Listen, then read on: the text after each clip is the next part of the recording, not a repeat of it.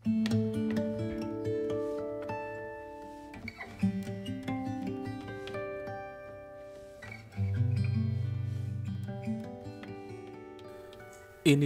bisikan setan saat kita mengalami kebangkrutan. Saat manusia sedang mengalami kesulitan keuangan atau mengalami kebangkrutan, setan seringkali memanfaatkan situasi tersebut untuk mempengaruhi pikiran dan perasaan kita sebagai manusia. Bisikan setan pada kondisi ini berupa saran-saran yang salah dan merugikan. Inilah bisikan-bisikan setan saat kita mengalami kebangkrutan. Yang pertama, tidak ada harapan lagi untuk bangkit dari kebangkrutanmu. Kedua, kamu tidak cukup pintar dan kuat untuk mengatasi masalah keuanganmu. Yang ketiga, jangan percaya kepada siapapun, termasuk kepada Tuhan. Bisikan setan bisa memunculkan perasaan putus asa dan merasa tidak berdaya untuk menyelesaikan masalah keuangan yang sedang kita hadapi. Setan juga bisa memunculkan perasaan malu dan enggan meminta bantuan kepada orang lain karena khawatir dianggap lemah dan tidak bisa mandiri. Selain itu, setan juga bisa memunculkan perasaan kesal dan menyalahkan orang lain, seperti pengusaha tidak membayar gaji atau pelanggan yang tidak membayar hutang.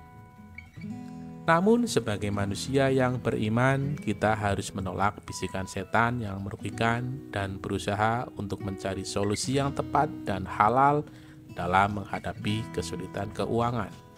Dalam kondisi seperti ini, kita harus memperbanyak doa dan istighfar, meminta pertolongan kepada Allah Subhanahu wa Ta'ala, serta berusaha mencari bantuan dan dukungan dari orang-orang terdekat atau lembaga yang terpercaya. Kita juga harus berusaha untuk memperbaiki kondisi keuangan kita dengan cara yang halal, seperti mencari pekerjaan atau usaha sampingan yang sesuai dengan kemampuan dan keahlian kita. Selain itu, kita juga harus belajar mengelola keuangan secara bijak, seperti membuat anggaran dan menyisihkan pengeluaran untuk keperluan penting, serta menghindari pengeluaran yang tidak perlu. Dengan mengikuti ajaran Islam dan mengambil tindakan yang tepat dalam menghadapi kesulitan keuangan, kita bisa mengalihkan bisikan setan yang merugikan dan meraih kebahagiaan serta kesejahteraan hidup yang lebih baik.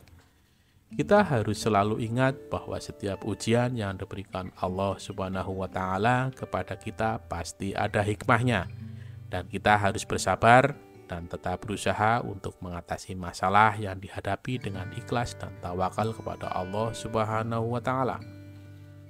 Dalam kondisi bangkrut, setan memanfaatkan kelemahan manusia untuk mengalihkan perhatian dari Allah dan menjauhkan kita dari ibadah, terutama ibadah sholat. Bisikan setan pada kondisi ini berupa saran-saran seperti kamu tidak bisa fokus dalam sholat karena terlalu khawatir dengan masalah keuangan kamu.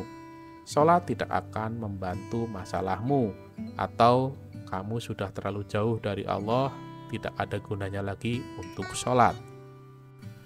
Bisikan setan bisa memunculkan perasaan putus asa dan merasa tidak mampu untuk fokus dalam sholat. Setan juga bisa memunculkan perasaan malu dan enggan untuk sholat di masjid atau berjamaah dengan orang lain, karena merasa tidak layak dan khawatir dianggap lemah. Selain itu, setan juga bisa memunculkan perasaan kesal dan menyalahkan orang lain, seperti Allah yang tidak memberikan keberkahan dalam kehidupan kita. Namun, sebagai manusia yang beriman, kita harus menolak bisikan setan yang merugikan dan tetap melaksanakan sholat dengan khusyuk dan ikhlas. Sholat adalah kewajiban yang harus dilakukan oleh setiap muslim dan merupakan sarana untuk memperkuat iman serta menguatkan keteguhan hati dalam menghadapi cobaan. Dalam kondisi bangkrut, sholat dapat menjadi sarana untuk menguatkan hati dan minta pertolongan kepada Allah. Dalam sholat, kita bisa merenungkan kebesaran dan keagungan Allah, serta memohon rahmat dan keberkahan dalam kehidupan kita. Sholat juga bisa menjadi wadah untuk memperbaiki hubungan dengan Allah dan memohon ampunan atas dosa-dosa yang telah dilakukan. Selain itu, kita juga bisa mencari dukungan dan bantuan dari orang-orang terdekat yang dapat membantu mengatasi masalah keuangan yang sedang kita hadapi.